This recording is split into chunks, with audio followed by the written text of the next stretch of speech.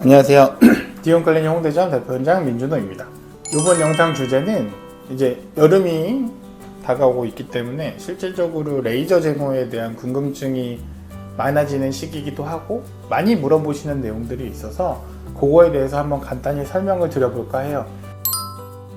종아리 같은 경우에는 당연히 왁싱을 하거나 레이저 제모를 하면 좀 매끈하게 보이실 수 있고, 여자분들 같은 경우에 이제 겨드랑이나 뭐 요즘에는 이제 브라질리안 제모도 많이들 하시는데, 남자분들 같은 경우에는 대부분이 이제 얼굴 제모가 많으시고요. 실제로 정말 수염이 많으신 분들은 아침에 면도를 했는데도 불구하고 오후만 되면 이렇게 푸딩딩하게 검푸르게 올라오세요. 그래서 사실 그런 것들을 조금 없애주기 위해서 오시는 편입니다. 이제 레이저 제모는 그러면 어떤 식의 원리로 털이 안 나게 되는 것이냐, 이제 모발이라고 하는 게 보통 세 가지 주기가 있어요. 성장기, 그 다음에 퇴행기, 휴지기 이렇게 있는데, 우리가 보이는 털들은 보통 이제 성장기에서 퇴행기 정도 되겠죠. 여기 휴지기는 안쪽에 숨어있는 모낭들인데, 모근 안에, 모낭 안에 모낭 줄기세포가 있어요. 그 모낭 줄기세포에서 모발들이 자라나게 되는데, 그 모낭 줄기세포 근처에 멜라닌 색소들이 있거든요. 그 멜라닌 색소와 레이저가 반응했을 때 열이 이렇게 주변으로 퍼지게 되는데, 그 열이 모낭 줄기세포를 파괴하게 됩니다.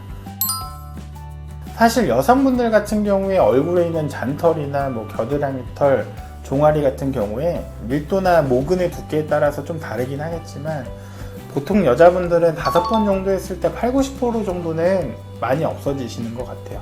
근데 이제 남자분들은 실제로 밀도도 많고 모근도 상당히 두껍기 때문에 제거되는데 시간이 걸리는데, 보통 레이저 제모는 한 달 간격으로 오셔서 다회관을 받아야 안쪽에 있는 모낭 줄기세포들이 많이 파괴될 수 있다고 설명을 할 수가 있겠고, 보통의 남자들은 보통은 10회 이상을 해야 모발이 자라나는 속도나 모발이 얇아지고 안 나는 부위들이 듬성듬성 생기면서 어느 정도 수염 제모를 안 해도 일상생활이 가능할 정도가 되세요.